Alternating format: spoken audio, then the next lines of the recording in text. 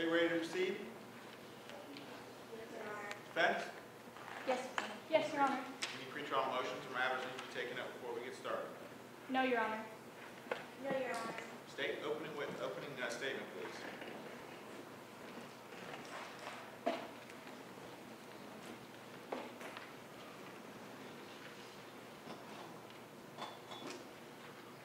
Good morning, all, and ladies of the Zoe. My name is Juan Rodriguez, and these are my co-counsels, Lindley Wogalski, Alex Ferguson, and Savina Renfro. Today, I would like to tell a story about a man who felt safe in his own home, with his own family, and how that safety was betrayed. How a man named John Walker Barrett was brutally shot, not one time, but 5 times and murdered by his own wife in his own home. Today we're going to tell a story about how a broken relationship led to a murder. Our story begins on December 18, 1988. Officer Saney received a report of a shooting at 2437 Henry Woods Drive in the affluent neighborhood of Glen Haven. Upon arriving, he would find Mr. John Barrett deceased on the dining room floor and the defendant, Barbara Barrett, who had locked herself in the bathroom. I believe the evidence was so that Barbara Barrett was a zealous woman who believed that she could not live without her husband, and how she murdered him upon knowing he had planned to leave her for another woman. We also hear a testimony from Joe May, a pathologist, that Mr. Barrett had been shot 5 times, including a shot to the back of the head while laying face down in the floor. We will also hear a testimony of Lee Portal, the Barrett's housekeeper, of how after learning that Mr. Barrett was planning to leave, Mrs. Barrett, that she heard gunshots, and Mrs. Barrett came into the room to see Mr. John Walker Barrett limping into the dining room, and how the defendant, Barbara Barrett, ran into the dining room with a gun. We will hear a testimony from Officer Saney, how he arrived at the scene to see the deceased dead on the floor in the dining room, and how the defendant, who had locked himself in the bathroom. Ladies and gentlemen of the jury, I want you to listen to the testimony and ask yourself 3 things. First, who had the motive to kill Mr. Barrett? Second, who was the only person in the room at the time Mr. Barrett was murdered? And lastly, who had the opportunity to kill Mr. Barrett? I believe we will come to the same conclusion that the prosecution team has come to, that the only person at this crime scene at the time of the murder who had both opportunity and motive was the deceased victim's very own wife, Mrs. Barbara Barrett. Thank you. Thank you, counsel. Defense, will you give an opening statement?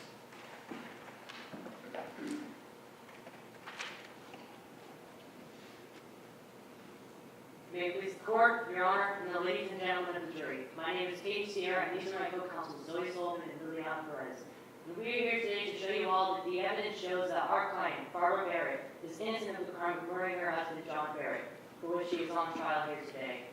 On the night of December 18, 1988, John Walker Barrett came home around 9 o'clock, a time quite late for him. He told his wife, the defendant Barbara Barrett, that he wanted a divorce. At 9:57, the police arrived to find his dead body.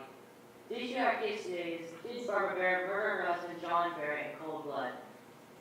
Today you will see for yourself the correlations between Barbara's tale and the typical plight of a battered wife, as told by Dr. Dan McGuire, and how it indicates that, in accordance with State v. Damon, Barbara did not murder John. You will hear about how Officer C.M. Chaney failed to do his job and gave them random warnings to Barbara, or properly recorded the facts of the scene in his report, and how he not only gave incorrect facts on the scene of the crime and quite possibly interfered with it, but his past actions that render him an untrustworthy witness in accordance with State v. Chastain, but could have also have framed Barbara. I remind all of you here tonight that the prosecution has a specific burden of proof to prove that Barbara murdered John Barrett in cold blood, in accordance with 16.310 SC Code Murder Defined. And even a shadow of a doubt will be enough for the prosecution's story to fall short of the verdict. We want you to rule Barbara Barrett not guilty. Thank you. Thank you, counsel. State first witness, please.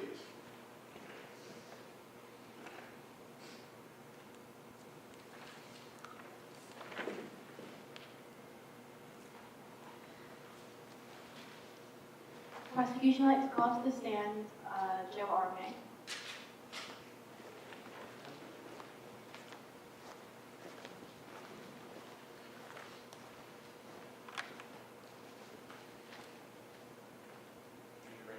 Do you remember the evidence you used before the jury for this trial? Did you choose the whole truth and nothing but the truth? Yes.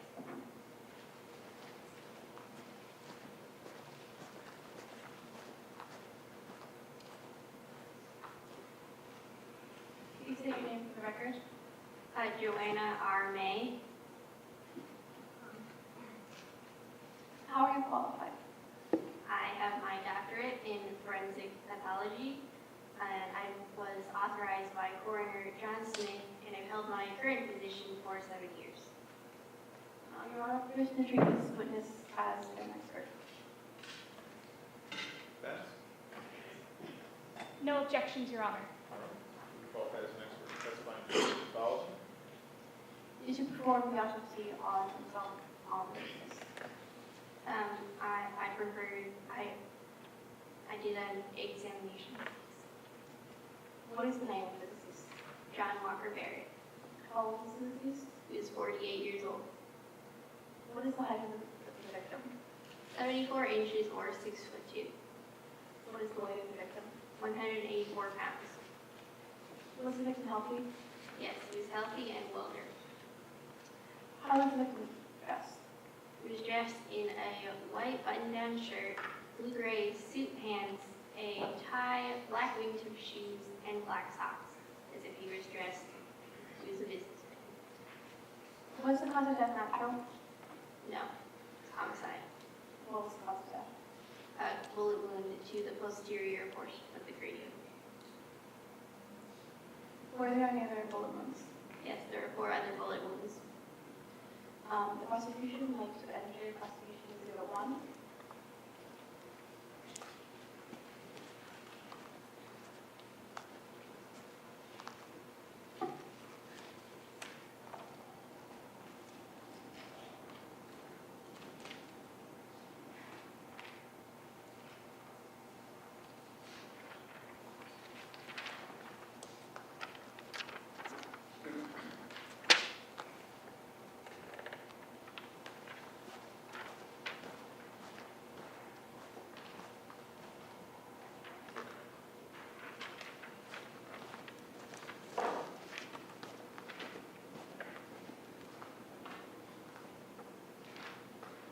Please identify this piece of evidence. This is a diagram of the body that I examined. Can you please tell us where the locations of your wounds? Yes, one bullet wound was just below the left shoulder from front to back, through and through. Another wound was to the upper portion of the right leg from the back, through and through. 2 wounds in between the shoulder blades, and the fatal wound to the posterior of the cranium. Thank you. Were any of the shots through? Yes, the one on the left arm and the one in the right leg. Were there any powder marks? No. What does that mean? What does that mean? It indicates that the muzzle of the firearm was at least 2 feet away from the victim. Is it possible to determine what order the shots were fired in? No. In your expert opinion, what order the shots were fired in? In my opinion, I believe that the first shot was the shot to the left arm. Objection, Your Right. Honor. Lack of personal knowledge. In Jo Arme's statement, she never testifies to what order she believes the shots were fired in. Response? I guess it's Sustained. were there any fragments of bullet holes in the body? Yes, one was in the back of the head. When did you perform your examination? At 3:30 p.m. on December 19th, 1988. What was the victim's diagnosis? At 10:15 p.m. on December 18th, the day before from the examination, 1988. What was the angle of the shot that you did victim? 45 degrees. What does that mean? This most likely means that the victim was laying face down on the floor when he was shot. In your opinion, is it possible that John was attacking Margaret as you said? No. That's a good question, Your Honor. Cross.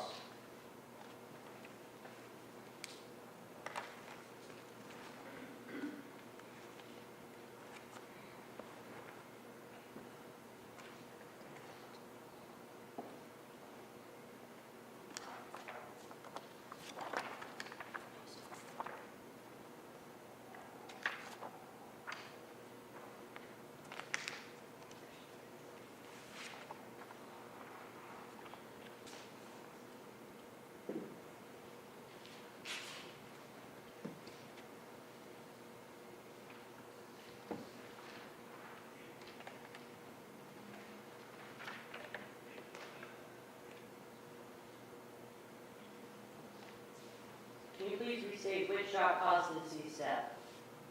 The bullet wound to the posterior of the cranium, in the back of his head. At what angle was that shot fired? 45 degrees. Is it possible that Mrs. Barrett was the one on the floor? I mean, Mr. Barrett, sorry. Yes. I mean, no, I didn't mean Mrs. Barrett, my apologies. That John was the one on the floor, Is it possible that Mrs. Barrett was the one on the floor? the one to shoot him. I did not say the one to shoot. Yes, but never mind. Apologies, let me restate. Is it possible that Mrs. Barrett was the one that was on the floor shooting at a 45-degree angle? At a 45-degree angle, she would have been standing up from 9 feet away and shooting. Would you mind giving a visual representation of 45 degrees? Okay, so visual representation. So this would be 90 degrees, this would be 90 degrees, this would be 45 degrees. So Barbara would have been here, John would have been laying here. By that logic, doesn't that mean that it's possible that Mrs. Barrett could have been the one on the floor? Yes.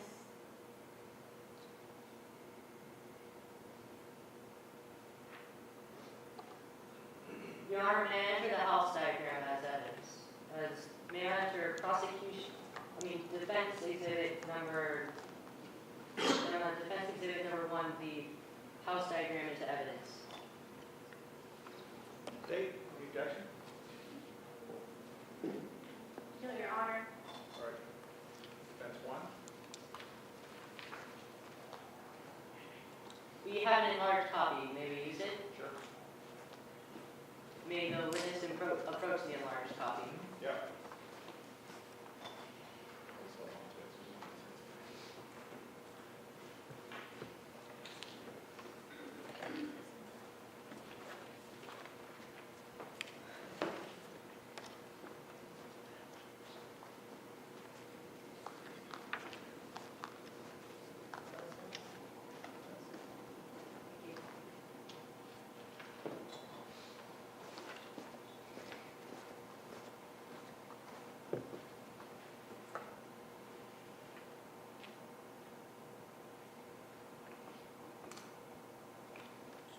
Can you please point out where John's body lied, where John's body was found?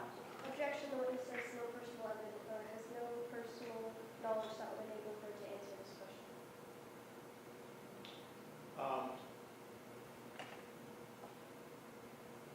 If she knows where the body was found, she can answer the question, but if she does not, only saw the body at the lab, then I would sustain the objection. Well, we seen it just now, this diagram. Sustain.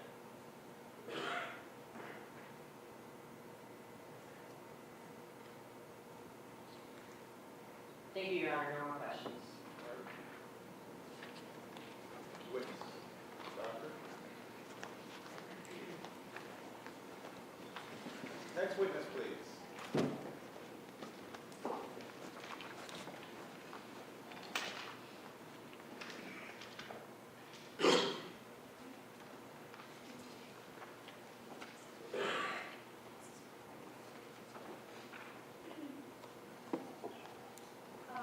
I would like to call witness Officer Sean Childers.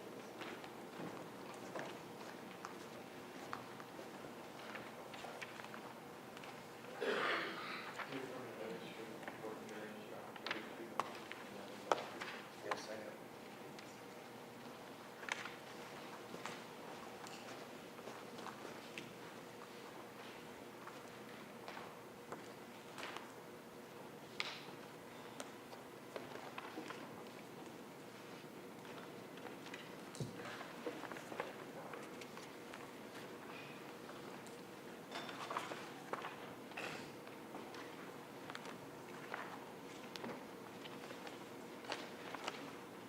What is your name?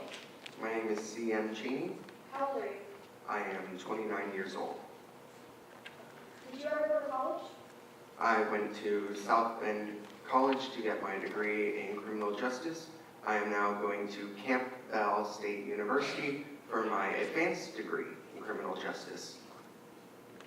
Permission to treat the witness as an expert, Your Honor. That's an objection. No objections, Your Honor. Be considered to be an expert. What did you do after graduating? After graduating, I joined the Milton County Police Department in 1982.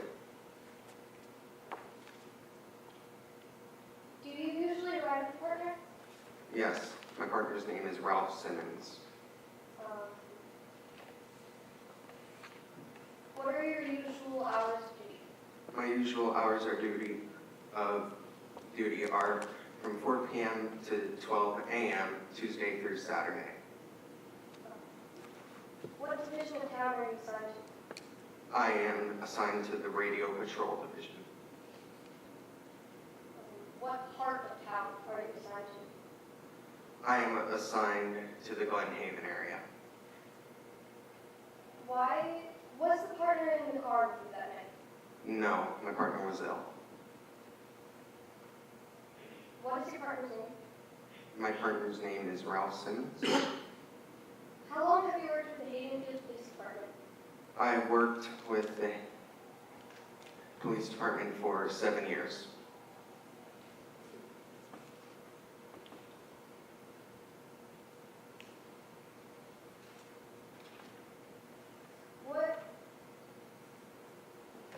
Where were you when you received the dispatch?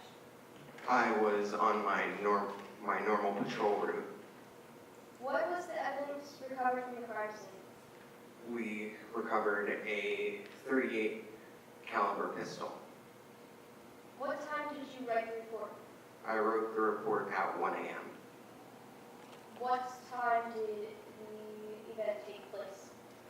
The event took place at around 9:30.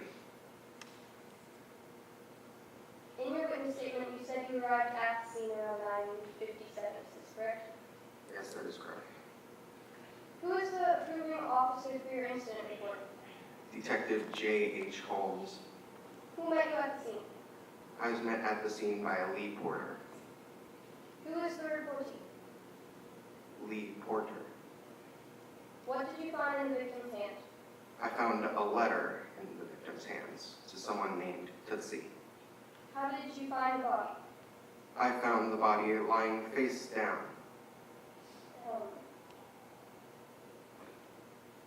Your Honor, I would like to submit to evidence. Defense exhibit number 1. No, prosecution exhibit number 1. I'm very sorry.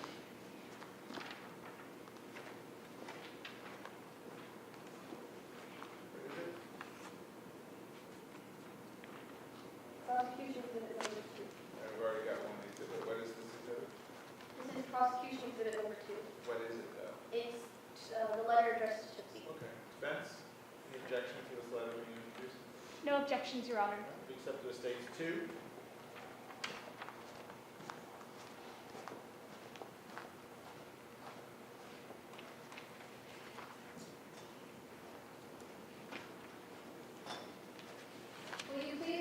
contents of the Tootsie letter?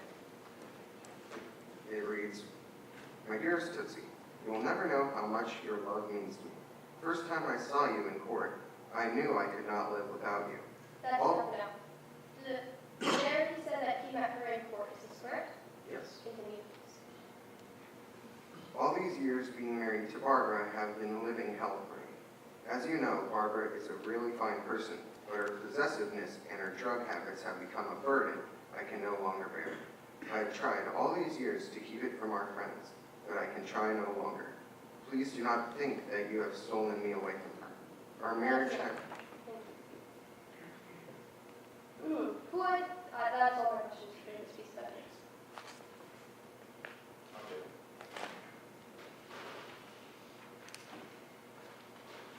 Proceed. Who identified the victim?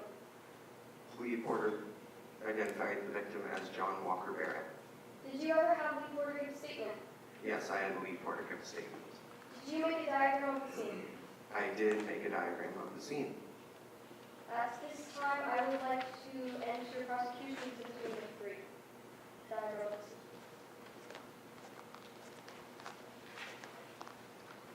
Got this. Starting in, that's stage one. Okay. May I please bring out exhibit number 1, prosecution exhibit number The big one? 1? Yes. Okay.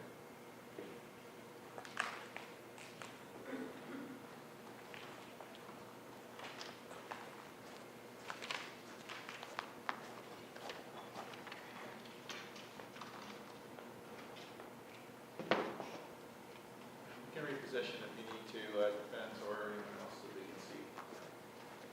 Permission to have the witness approach. Step down. Okay. At this time, I would also like to enter prosecution exhibit number 3 for the witness to read at the What time. is it? It is the police department report, incident report, Defense? where he explains this sort of Any objection? No objections, Your Honor. Accept the state's reading.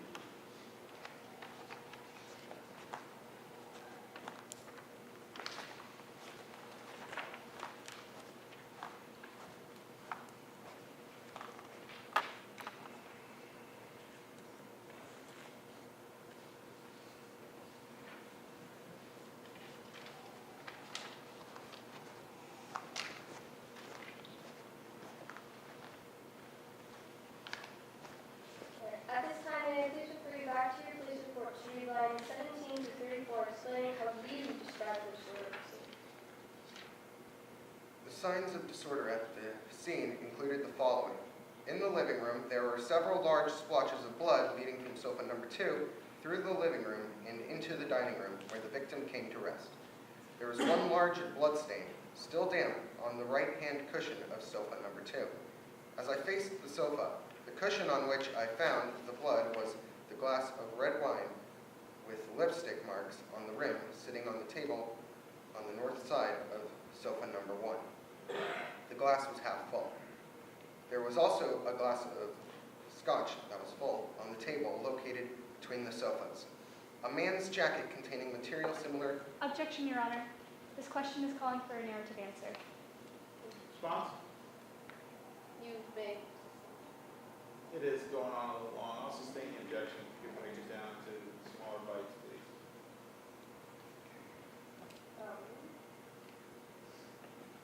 Okay. So you said so far that there was a blood stain. Yes, I did. Can you please show me the blood stain on sofa number 2? What does the stain on the back of the couch indicate? It indicates that Mr. Barrett was sitting down when he was shot. Prior to making the Objection, Your Honor. Lack of personal knowledge. There's nothing directly stated explicitly within C.M. Cheney's witness statement that would render him viable to be able to answer for sure that Mr. Barrett was sitting down when he was shot, Your Honor. See? Response?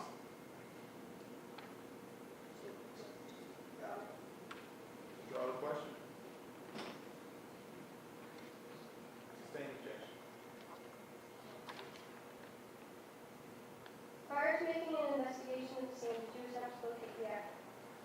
Yes, Did you find her? I did find her. Where was she? when you She was found her? in a bathroom, crying on how she would never hurt John. After finding her, what did you tell her? I told her that I was going to knock down the door if she did not come out. What happened after she came out of the bathroom? She collapsed. Is it possible that since you had been working overtime, you could have been tired and forgot to read Miss Barrett and land breaks? It is possible. Did you at any point in time threaten, cohere, or force Miss Barrett to sign a statement or answer your questions, or make her any promises that she would receive any benefits, such as a life sentence, because she gave you a statement? No, I did not. In your opinion, do you believe that Barbara killed John with malice intent beyond any reasonable doubt? Yes, I do. No further questions. Ross. Take a seat back. Ross.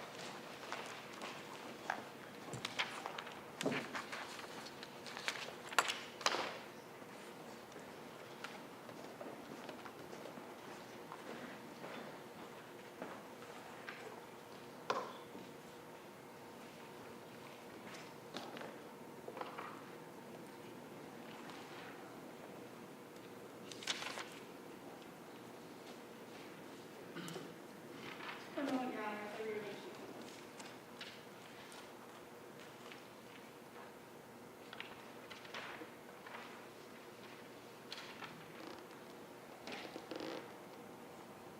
Good morning, Mr. Cheney. Good morning. Please answer the following questions, yes or no. On top of your long hours, you work a second job, correct? Yes. On the night of the incident, was your partner present to verify your findings? No, he was not.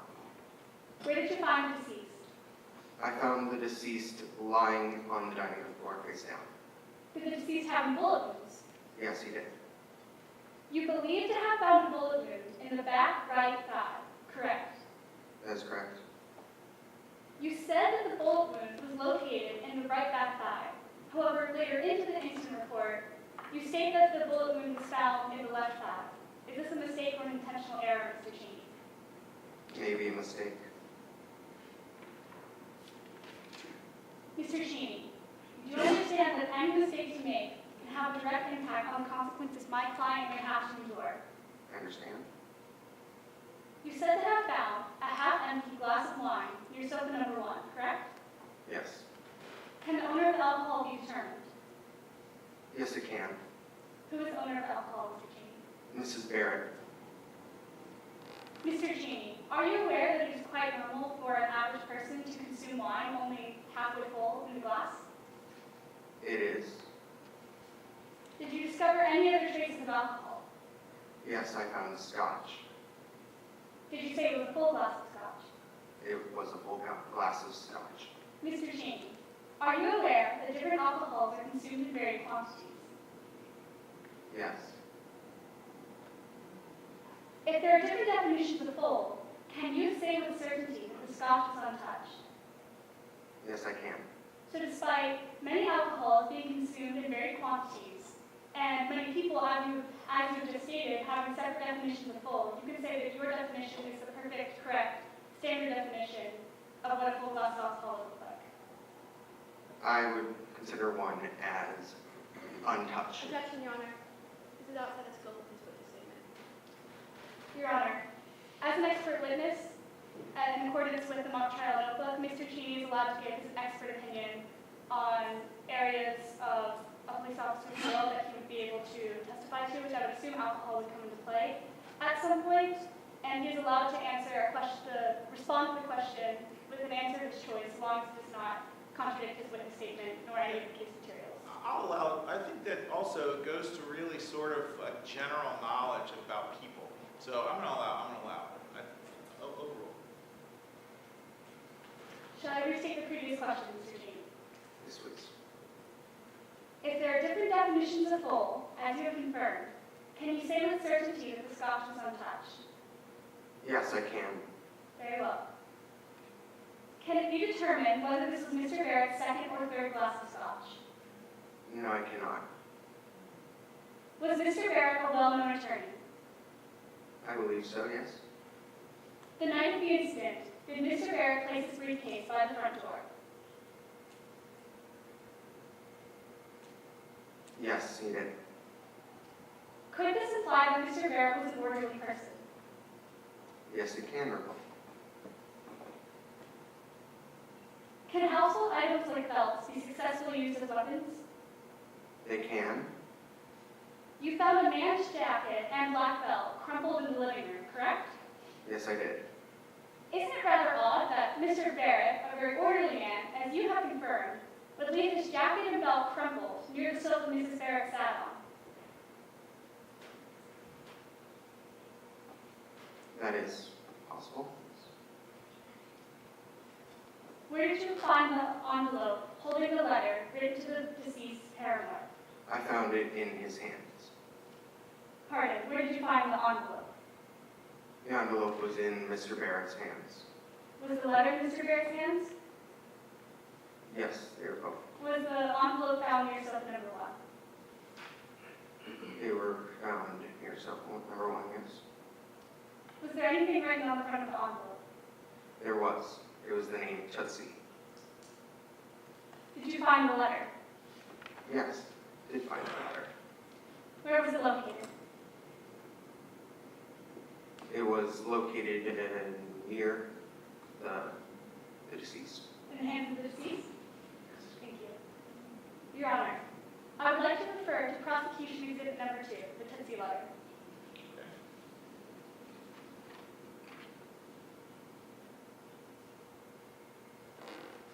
If it's already been submitted. Yeah, you want me to give it to him? Oh, yes, pardon me, yes, Your Honor, thank you. You do that.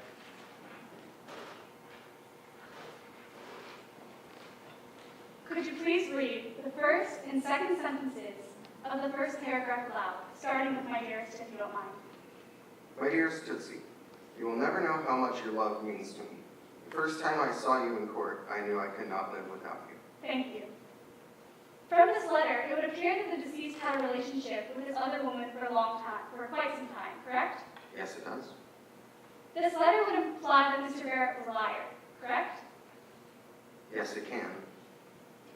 This letter would imply that Mr. Barrett was an adulterer or a cheater, as he was having a secret relationship behind the back of his wife, correct?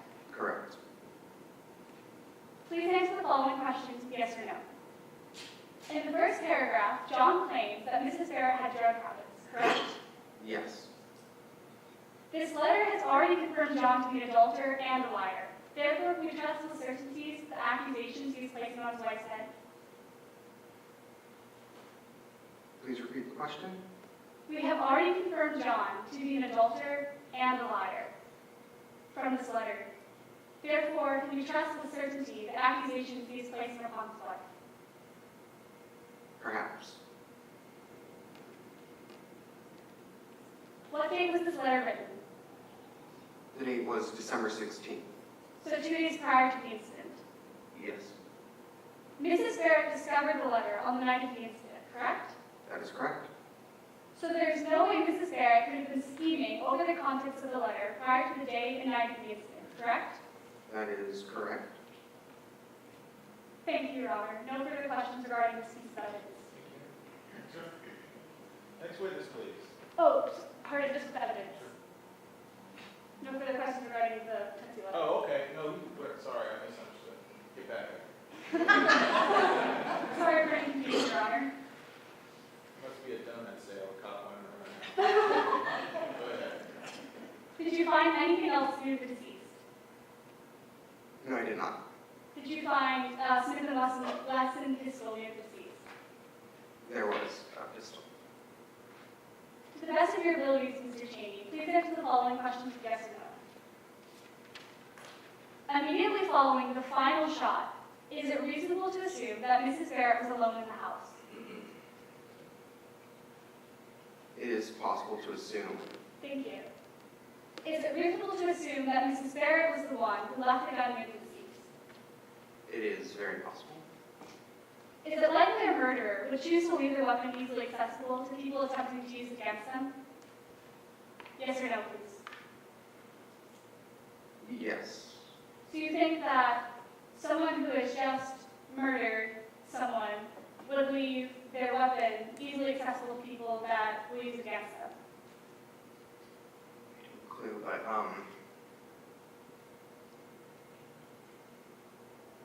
It is not a good idea to leave a So weapon. it's not a good idea, not likely. Yes. Thank you. If Mrs. Barrett had murdered her husband, wouldn't it be reasonable to assume that she would at least try to attempt to dispose of the firearm being the sole person in the house at the time of the shooting, as you have just claimed is a pattern found in many murders?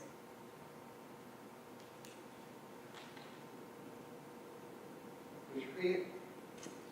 As you have confirmed is a pattern or a behavior shown in other murders, if Mrs. Barrett had murdered her husband, wouldn't it be reasonable to assume or possible that she too would attempt to dispose of the firearm, being the sole person in the house following the final shot? It is possible. Thank you. Can the exact details of the events on the night of the incident be determined? Yes, they could be determined. Are you sure of your answer, Mr. Cheney? I am sure.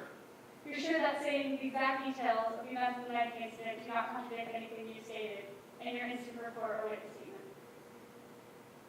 Yes. Your Honor, may I please refresh the witness Sure. with the incident report?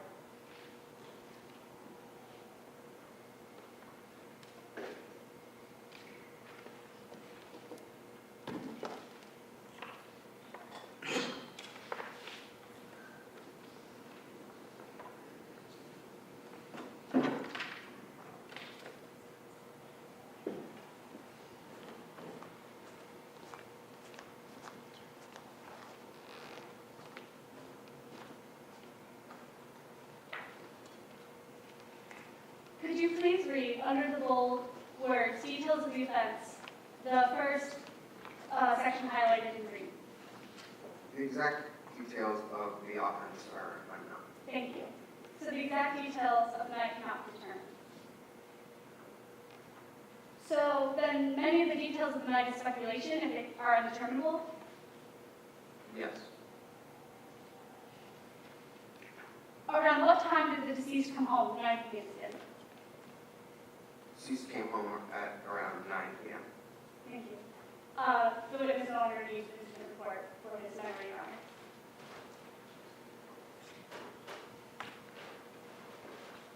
Please answer the following questions with yes or no. Did the deceased demand a divorce from Mrs. Barrett? Yes. Did the deceased intend to move out the next day? Yes, they. Objection, Your Honor, that was not in his witness statement. Your Honor, if you give me a moment, I can look at where it is within the report.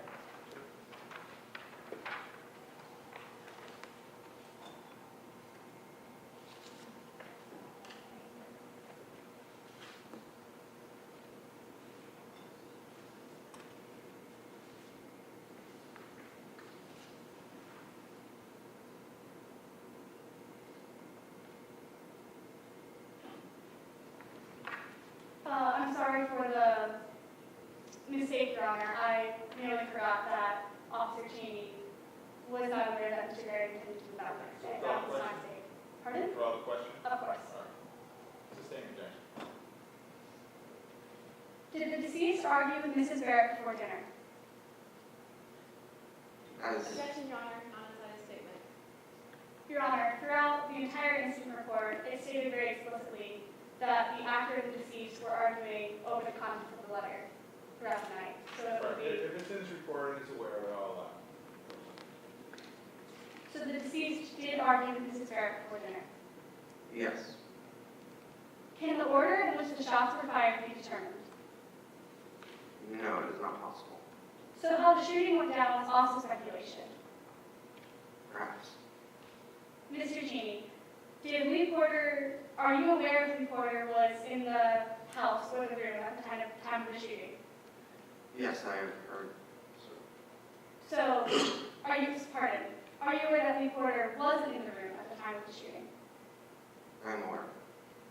So you're basing the entire theory of how the shooting went down, found a little evidence in the living room, coming from a housekeeper who didn't even witness the shooting, correct? That's correct. Prior to your investigation, you found Mrs. Barrett locked in the downstairs bathroom, correct? Yes, I did find her in the downstairs bathroom. Is it possible that a murderer would attempt escape after committing a crime? It is possible. Thank you. Yet Mrs. Barrett chose to trap herself in her empty home in the bathroom, correct? Correct. Was Mrs. Barrett screaming and crying when you located her? Yes, she was crying that she would never try to hurt John. Did you say anything to her? I told her to please come out of the bathroom, and if she did not, I would have to break down the door. Did she open the door after you said that? Yes, she did. Did she collapse on the floor? She did collapse on the floor. How long did it take to revive her? A couple minutes. Did you seek any medical help? Yes. We did seek medical help from the doctor. Did you take Mrs. Barrett into custody afterwards? Yes, I did. Upon arriving at the police station, were you the officer who obtained your statement? Yes. Do you have a specific recollection of reading Mrs. Barrett the Miranda warnings? Please answer with yes or no. No. Your Honor, I would like to admit to evidence Defense Exhibit Number 2, confession with officer's warnings. State? Any objection? No, Your Honor. All right.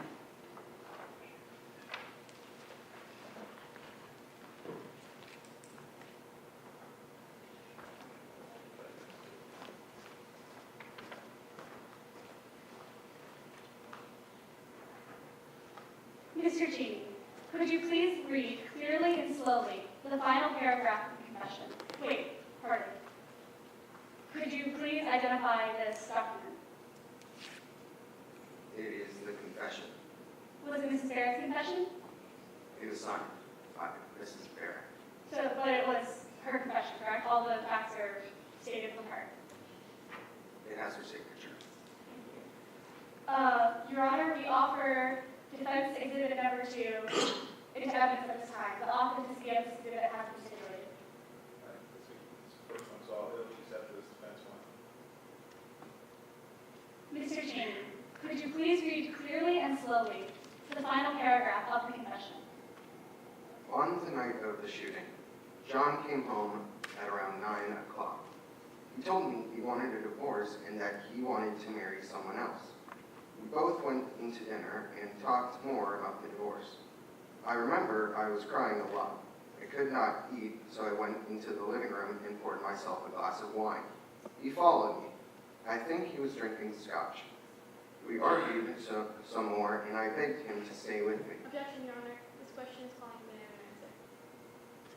Your Honor, I'm asking CMG to read directly from the evidence, not asking him specifically a question that required him to continually talk, just merely read from the evidence. It is kind of going on though as to whether or not in particular, so just break it down, I can ask just particular questions about what occurred. Yes, of course.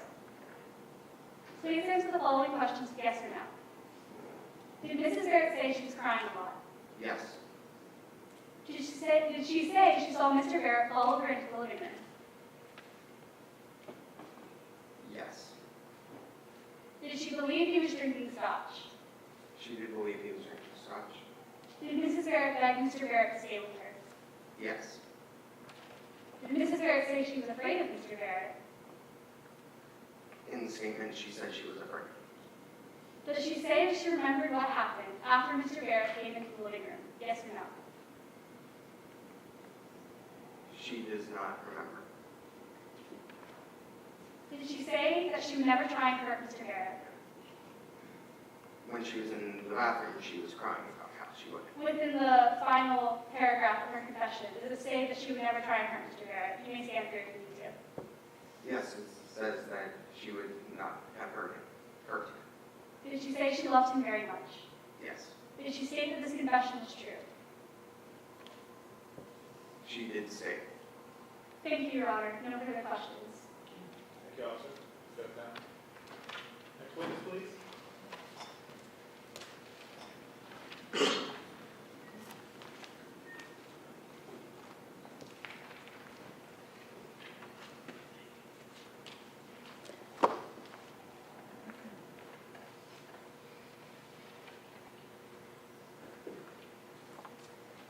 The prosecution would like to call up witness Lee Porter.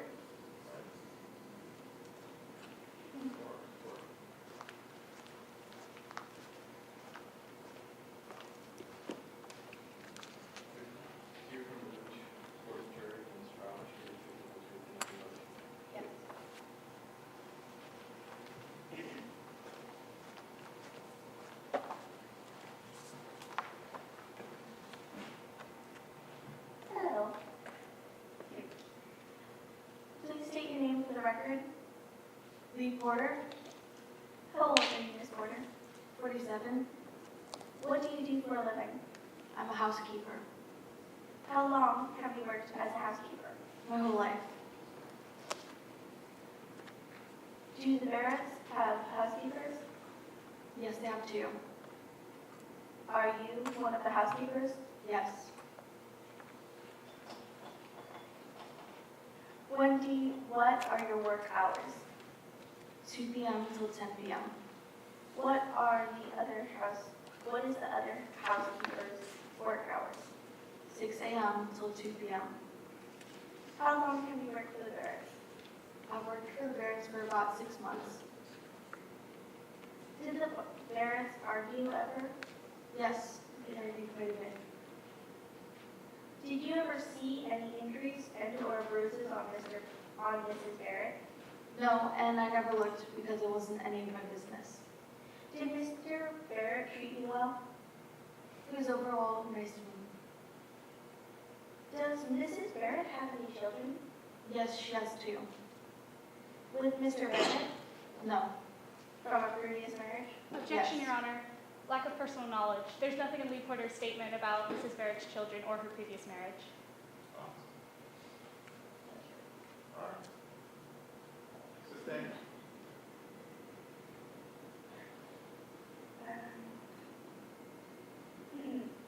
Were you at the Barrett's household the night of the murder?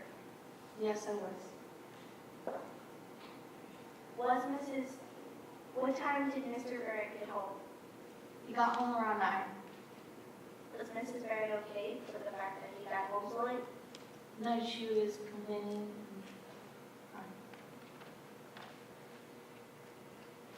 From what you observed on the night of the murder, what was the mood between Mr. and Mrs. Barrett?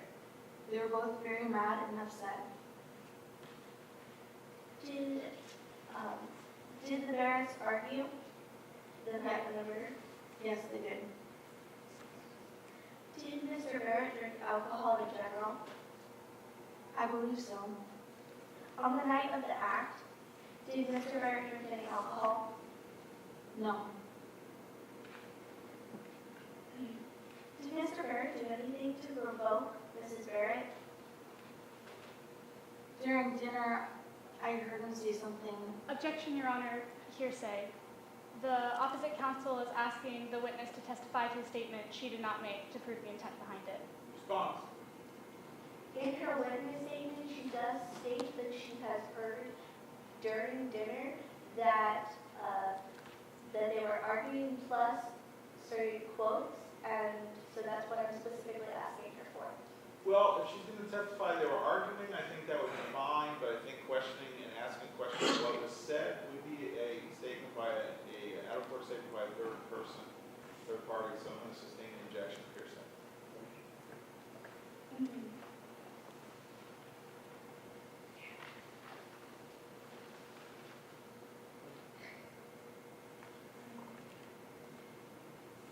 Did you hear Mr. and Mrs. Barrett arguing? Yes. After the arguing, did you hear anything else peculiar? Yes, after the arguing, I heard some loud noises. Can you please describe the loud noises? Yes, the loud noises sound like a car backfiring. How many of the loud noises? 3. Where did you hear these loud noises coming from? I'm not quite sure. What did you do next after you heard these 3 loud noises? I ran into the dining room to see what was going on, and I saw Mr. Barrett coming in, limping with blood all over him. Did you see Miss Barrett at this time? Yes, Ms. Barrett ran in with the gun.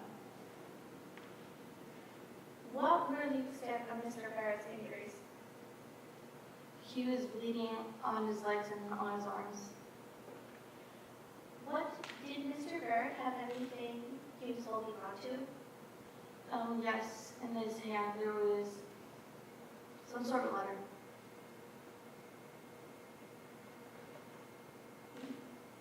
I would like to submit the diagram of the house. Does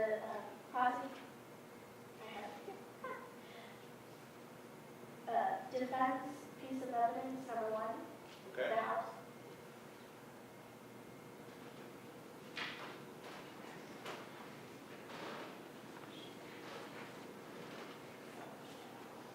Thank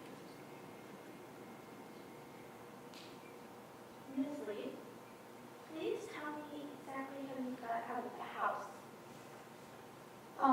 I went through the kitchen out the house. I think I went through the private door, but I don't quite remember.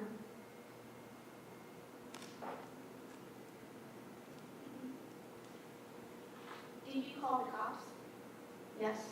Objection, Your Honor. Lack of personal knowledge. Nowhere in Lee Porter's statement does it say that she called the cops, to the best of my abilities that I can remember. In response to that. And may I please submit evidence, Lee Porter's witness statement Is it in the witness statement? Yes. Okay. It is an overall.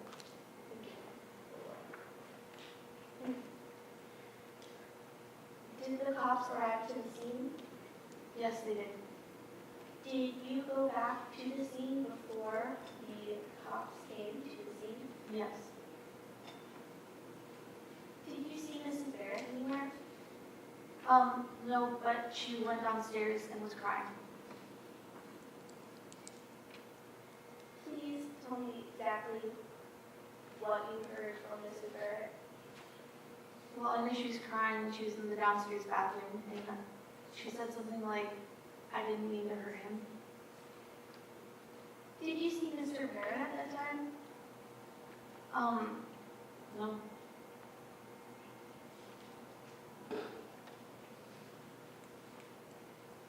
That day, did you hear anything else out of the ordinary?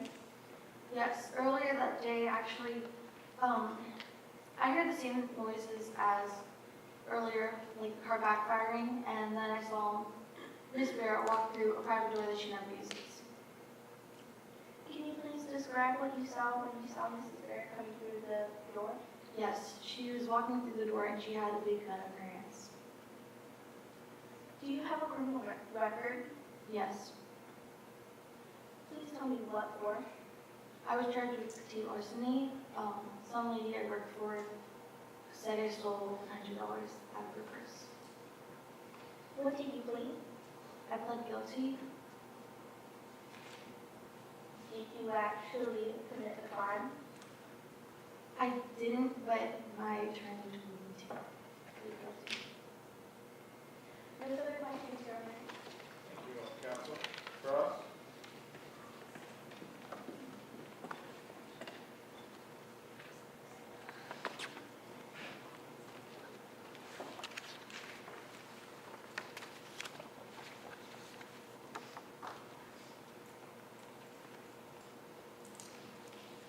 One moment, Your Honor.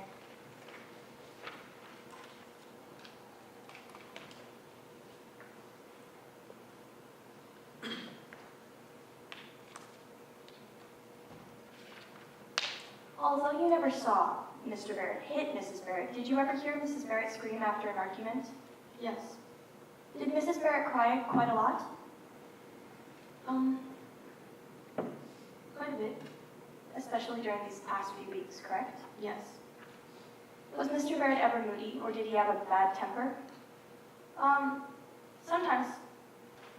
During dinner, would Mr. Barrett ever throw anything if he didn't like the meal? Yeah, sometimes he would throw a fork or something, but he would always apologize. Did Mr. Barrett ever drink? Yes. What time did he come home the night of the shooting? 9. Did he set his briefcase by the door and his coat in the living room? Yes, he did. When did you call the Barretts in for dinner? I don't remember what time, but I went and got them. A few minutes after that? Can you repeat the question? A few minutes after that, you called them in for dinner? After what? After they were in the living room? I wasn't keeping track of time, but I went and got them when dinner was ready. Very well. Was there anything off about the Barrett's temperament? Can you reword the question? Was there anything off about the way they were acting or how they looked? Ever since I started working for them, yes, there was something a little bit off, specifically on that night. Yes. Did you ever hear Mr. Barrett say anything unusual during dinner? Yes. During dinner, I heard Mr. Barrett say something like, "I've had it with you, Barbara, and I'm leaving tonight." What was Mrs. Barrett's response? She got very upset. Objection, hearsay. Counsel is calling for hearsay response. Your Honor, I'm simply asking the reporter to repeat what she experienced. Now the court statement? Excuse me, I'm sorry. Now the court statement, that would be hearsay. I'll sustain that. However, what the witness has said, I'll allow to remain because she didn't give anything specific. She said she got upset, so she can't testify as to what she saw physically or anything along those lines. So I'll allow that testimony, but I will sustain the objection as to hearsay.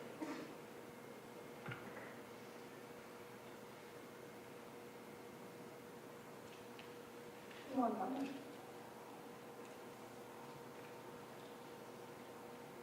Did Mr. Barrett ask her to leave the room? Yes.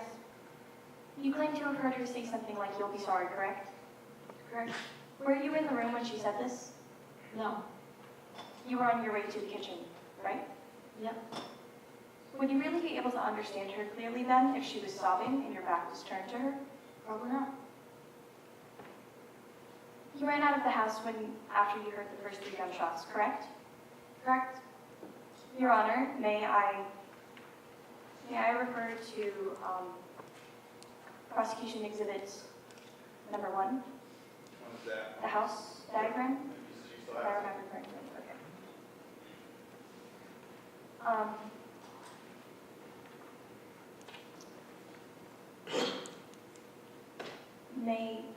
I have a large copy of this piece of evidence, may I use it? And may the witness approach the enlarged copy? Yeah. Thank you.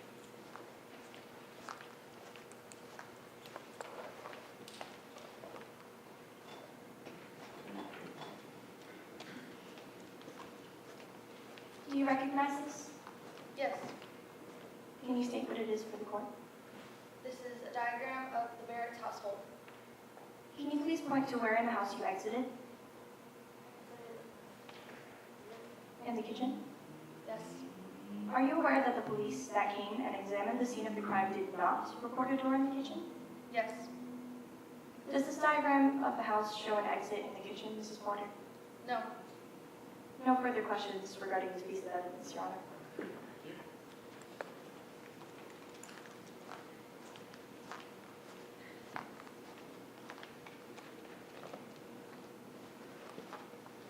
Did you come back to the scene of the crime before the police arrived? yes. Did you hear Mrs.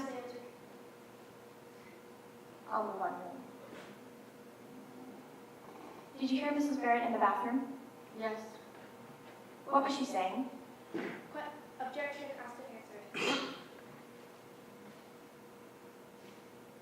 What was she saying when she was in the bathroom? I don't Yes, think we've been there yet. So overrule. You can answer. She said something like, "I didn't mean to hurt him." She was also screaming and crying that she loved Mr. Barrett, correct? Correct. What were you in trouble with the law for? Objection, asked and answered. I'll allow it. It was indirect, so she. A lady I worked for said that I stole $100 out of her purse. You claim you never did it though, is this correct? Correct. Your Honor, may I enter defense exhibit number 3, the final disposition into evidence? Objection stay? No, Your Honor.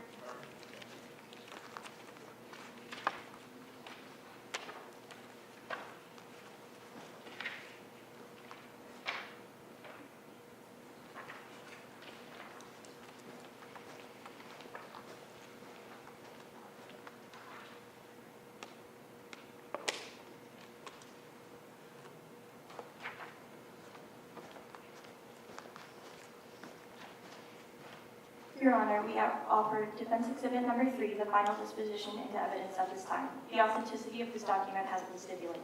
Okay. 3? 3, I believe. Can you identify this document for the court? This is my final disposition for when I was found, when I pled guilty for stealing something. Thank you. Can you please read the first sentence under the bold words felony sentence?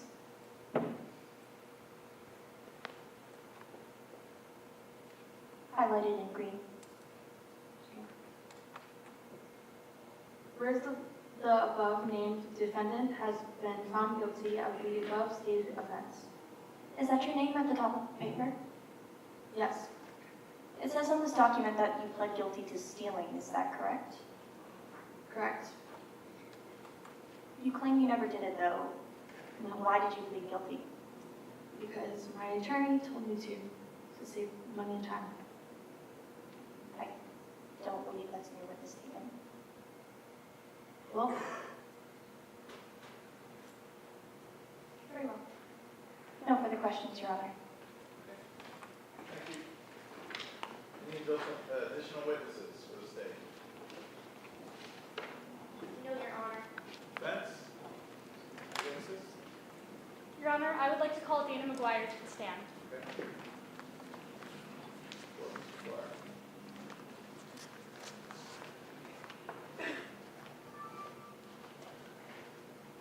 Do you remember that she was before the jury was found? She told you she was pleasant.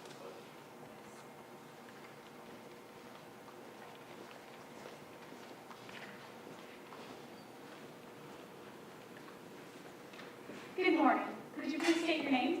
My name is Dana McGuire. How old are you? I'm 42. What is your profession? I'm a practicing psychologist. Did you attend college, Ms. McGuire? Yes, I received my BA at Campbell State University in Haddonfield, South Carolina, and I also graduated with highest honors. Did you major in anything specific during your enrollment? Yes, my major was psychology, and I also received my master's degree in psychology, where my emphasis is on the sociological and psychological dysfunction within the family structure. Did you complete a thesis during your enrollment? Yes, my thesis is entitled Passive Behavior and Learned Helplessness in Interfamilial Relationships. Have you ever had any involvement with the police? Yes, I developed a family crisis intervention training program for the Haddonfield Police Department, which is now being instituted in police departments across the country. Do you have any specialties within your field? My specialty is in dealing with abused and battered women. Do many of your clients fall into this category as a practicing psychologist and counselor? Yes. Have you written anything on battered women? I have written numerous articles in periodicals and magazines about battered women, and I have also written a book entitled Living in Hell, The Life of a Battered Woman. Have you ever testified at trial? I have testified in numerous trials, both civil and criminal, on behalf of battered women. I have also been appointed as an expert witness on several occasions. Your Honor, may we treat this witness as an expert, please? State, any objection? No, Your Honor. All right. An expert battered witness, human syndrome. Have you interviewed any battered women? Yes. How many battered women have you interviewed?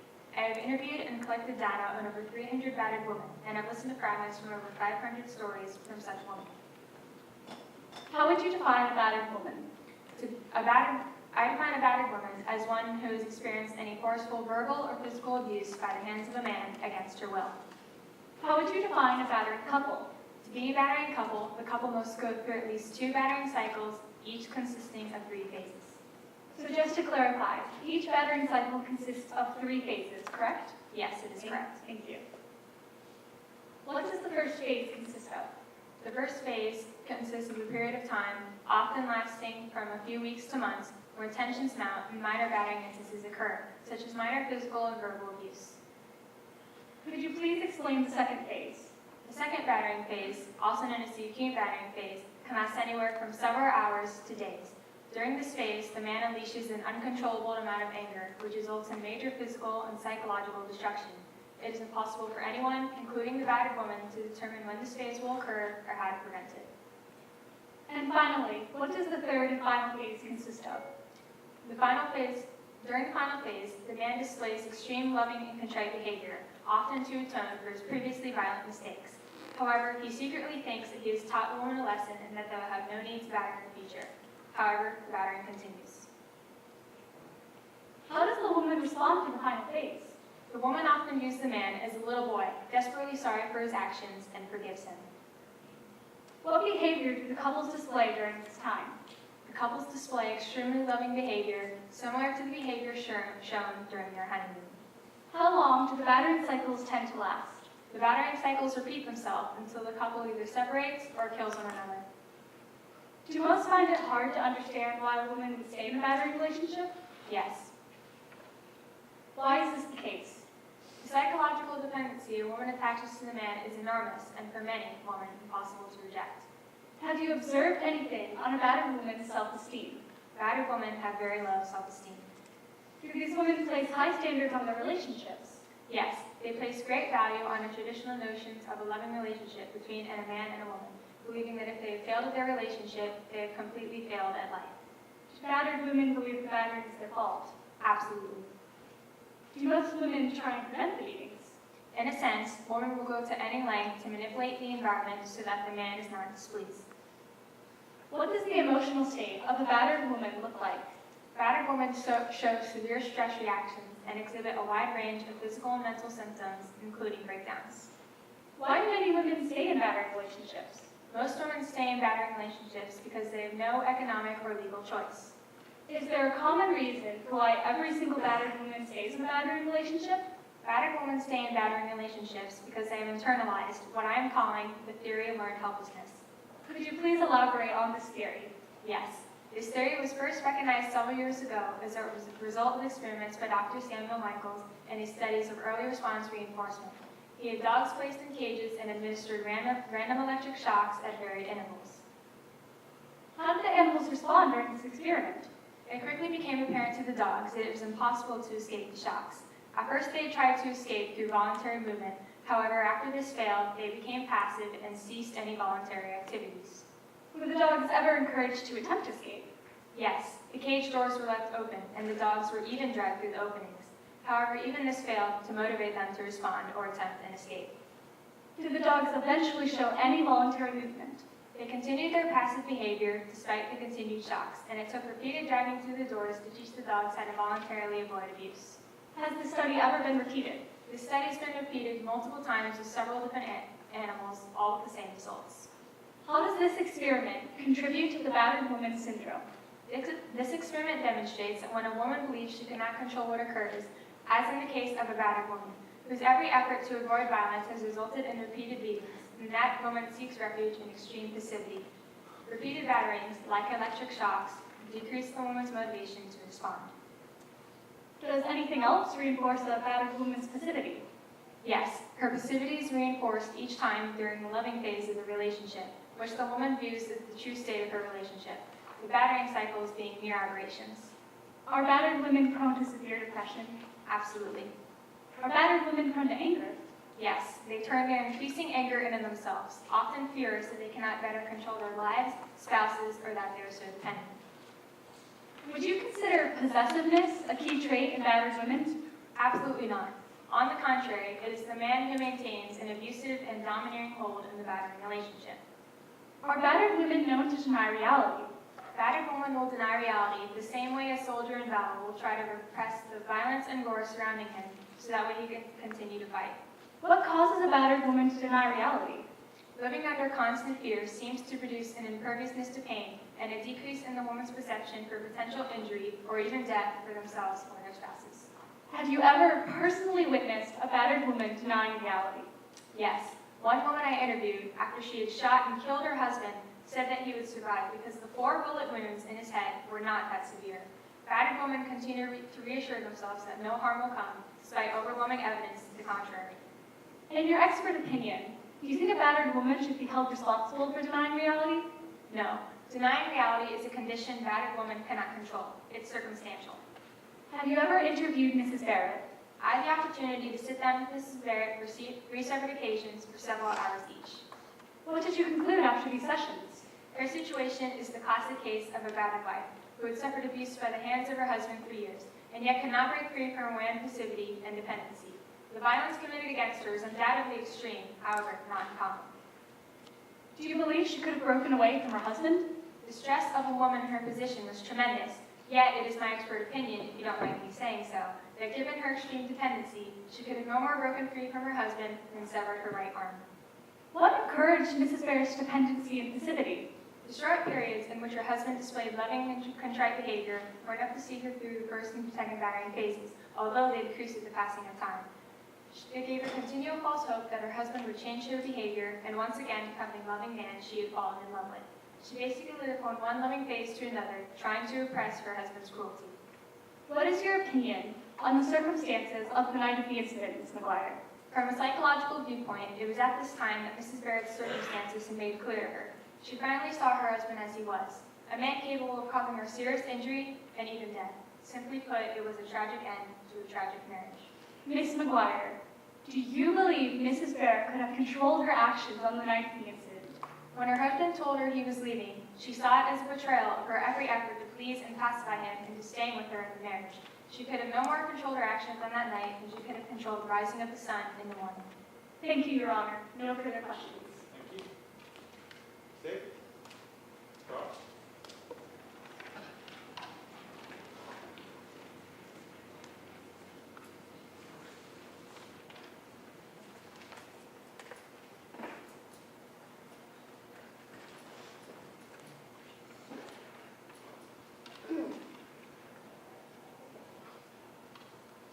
I know this has been asked, but for the record again, how long after the murder was it before you met up with Miss Barrett for the first time? Objection, Your Honor. Asked and answered. I'll allow him cross. I will. It was 2 weeks after the incident. If it was 2 weeks after the murder, is it possible in any way that it could have given Barbara and her attorney plenty of time to instruct the plan? It is possible, but very unlikely.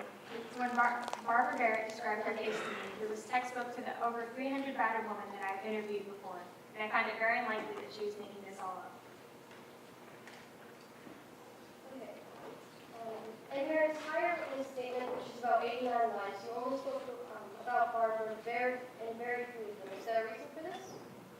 Yes, because I was comparing her to the other woman to describe how her case is similar to the other battered woman I had interviewed. Do you find her case important as well? Yes, Then why did you, is there a reason you mentioned it so little? because I was comparing her to the other woman I interviewed. Do you believe that Miss Barrett killed Mr. Barrett? Yes, but I believe that it was not out of malice, and it was because she simply could not have controlled her actions on that night. Thank you, that is all for the questions. Thank you, Doctor. Next witness, please.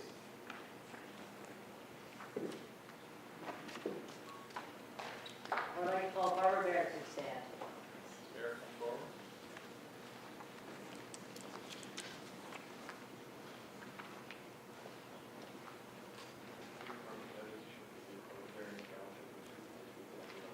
Yes.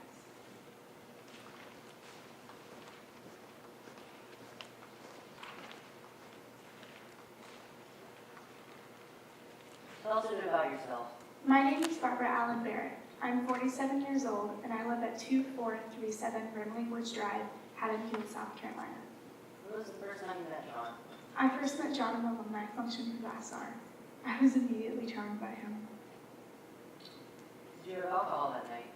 Yes, we both did. Did anything happen between you and him?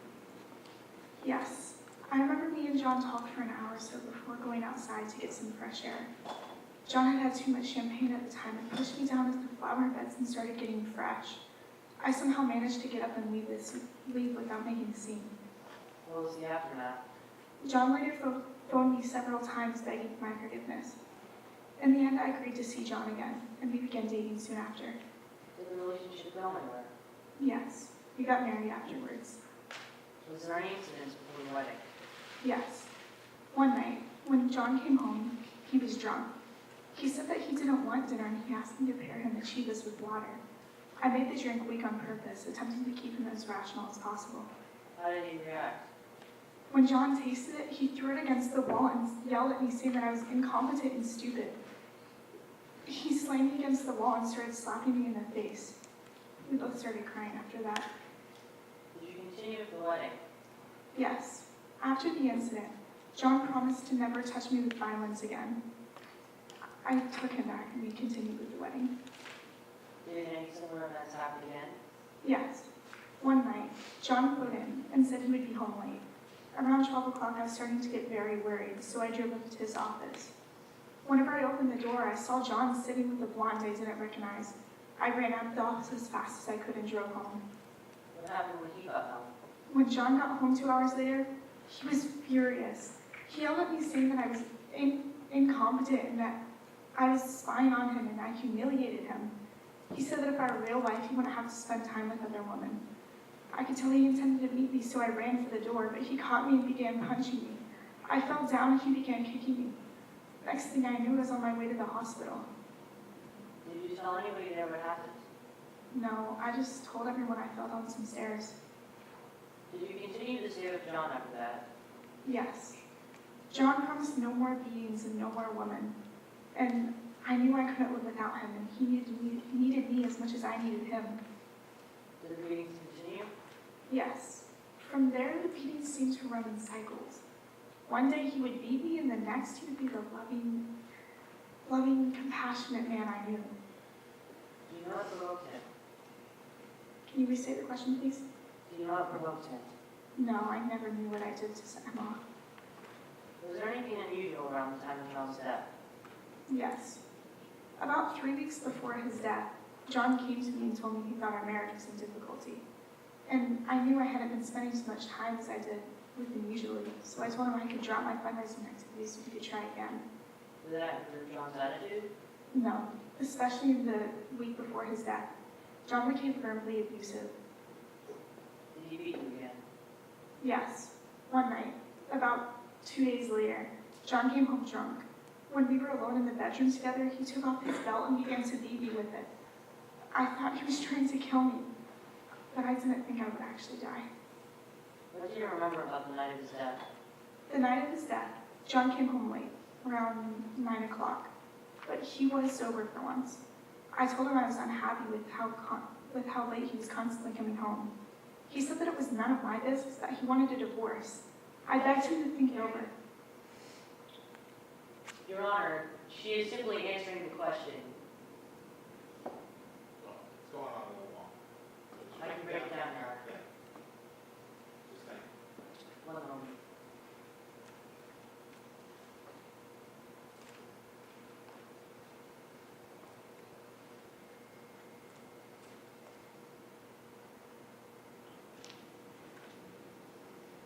How did you react to him saying that he wanted a divorce?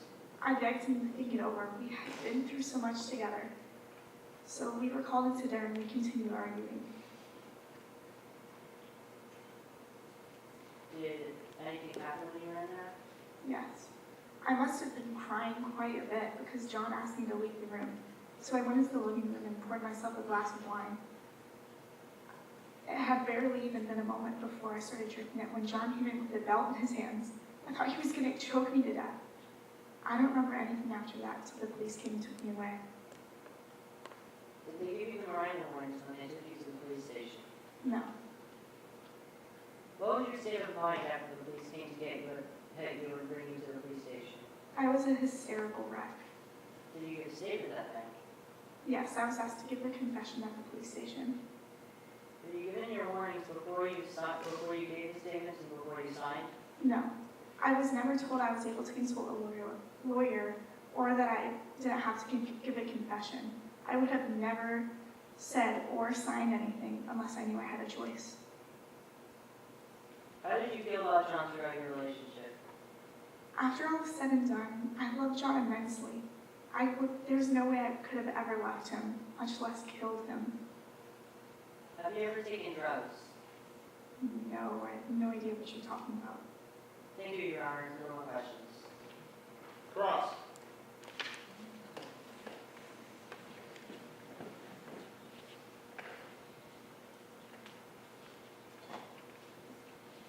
That Lamb Woods Drive, correct? Yes. On the night of the shooting, Zahn came home late, correct? Yes. Did he, was he sober? Yes, he was. Did he ask you for a divorce? He did. Is it fair to say that we were upset with Zahn? Yes, I was very sad. Later that night, did you go to the living room? Yes, we did. We talked it over. Did you pour wine? Yes, I did. Did you drink any of it? Hardly. John had came in with the belt in his hands. Lewis said we talked it over with him. Lewis said he came in with the belt. Yes, we were in dinner and he told me to leave because I was crying. So I went into the living room to think. And when I was pouring myself a glass of wine, he came in with the belt in his hands. Were you afraid of life? I was. So would you not remember anything that happened after that moment in the night? Not until the police came. Do you remember him giving you wine warnings? No, I don't. Is it possible that you do not remember it? Like other things? It's possible, but very unlikely. So that's Possible. Did he take you to the police station? Yes, he did. Did he ask you to sign a confession? Yes, I believe so.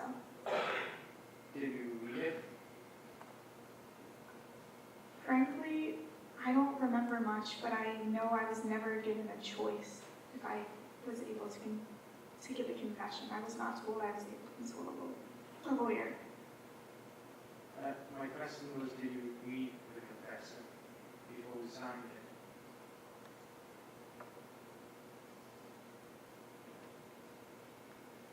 I believe so.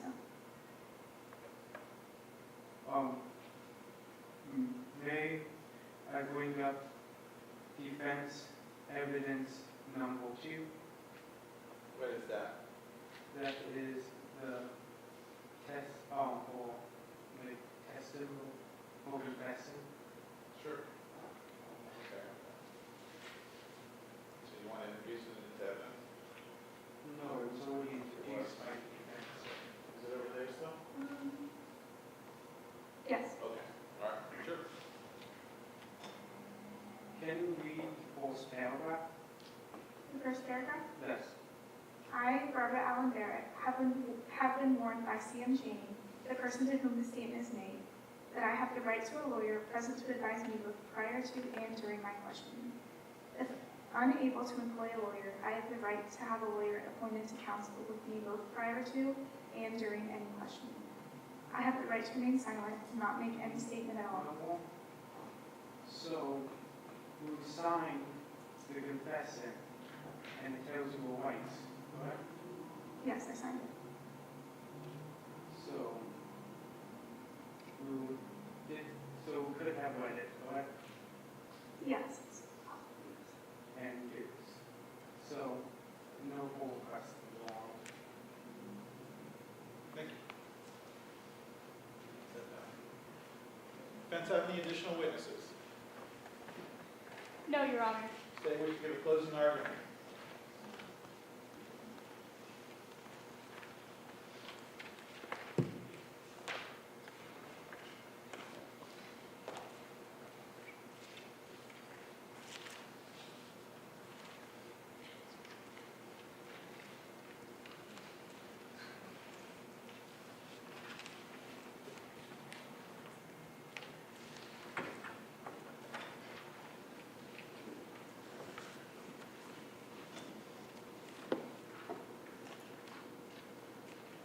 May it please the court. May I proceed? Honorable Judge and ladies of the jury, I'm here today to tell a story of a woman who let jealousy get the better of her as killed her own husband. Jesse first her witnesses, John Walker Barrett was killed in his own home after being shot 5 times while laying on his face on the floor of his own dining room.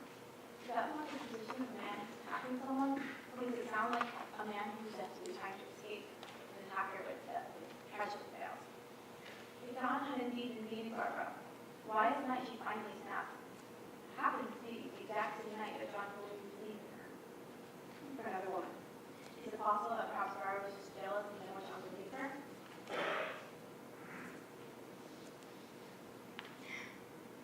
As you heard from Joe Arnay, there were 5 shots on there. Only one of them was to his front. The other 4 were shot. The other 4 he was shot in the back, meaning he was facing away from her. So he could not have been attacking her.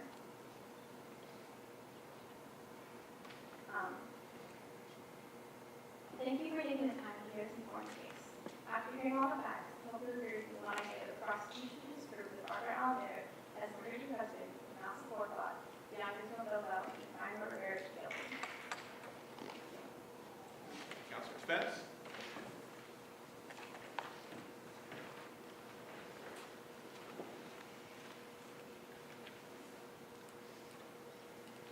May it please the court, ladies of the jury, and the honorable judge. My co-counsel Zoe Sullivan, Kaden Shimatero, and I are here today with our client, Barbara Barrett, to prove to you that she is innocent and would never murder her beloved husband. We heard from Joe Arnay that there is no way to determine the order in which the shots were fired, meaning also that the story Cheney gives in the police report about the arrangement in which the bullets were shot is only a theory. Speaking of Cheney, we also heard that he managed to make mistakes on not only the fact that he likely did not read the Miranda warnings to Barbara Barrett, but he also stated in his police report the wrong leg that John Barrett was shot in. Cheney has proven himself unreliable. He was also riding alone the night of the homicide. He had no one there to correct his mistakes. Another one being, he did not put down on the diagram of the house the door Lee exited through in the kitchen. That, or Lee was completely lying. But this isn't the first time Lee has lied. It was revealed today that Lee actually has been to court before on account of stealing, an act which she denied here in court today, but covered up with yet another lie saying her lawyer told her to plead guilty. I remind you all of the oaths all of the witnesses took before they were called to the stand. Lee has told a lie about her motive for pleading guilty to stealing, breaking the oath. What else could she have lied about? Today, we also heard Lee Porter claim that she only heard 3 of the 6 gunshots and then ran outside, taking the non-existent door in the kitchen. But think for a moment. How is it possible that Lee Porter, the 46-year-old housekeeper, didn't hear the last 3 gunshots when a gunshot can be heard from a mile away? She also confirms that she re-entered the scene of the crime before the police arrived. How are we to know if Porter didn't tamper with evidence? Lee was in the house alone with an abused and emotionally unstable woman, and the exposed and wounded victim of the previous 3 gunshots. John Barrett was already weak. All he had to do was get the gun, finish him, and frame Barbara. Can you really conclude beyond reasonable doubt that Barbara would end the life of her husband? Porter is obviously only going to tell the story that she wants the court to hear. We also heard the professional psychologist Dana McGuire, who in fact specializes in abused and battered women, define Barbara Barrett as one herself. She establishes that Barbara could not have controlled her actions that night as much as she could have controlled the rising of the sun in the morning, basically implying that Barbara was helpless. She had no intention of hurting John Walker Barrett. Barbara testified for herself today she loved her husband dearly and even felt she couldn't live without him. Now please, Your Honor, members of the jury and this honorable court, I urge you to vote not guilty for Barbara Barrett. Thank you, counsel. Anything else the state needs to take up before we send the jury out? No, Your Honor. Spence? No, Your Honor. Okay.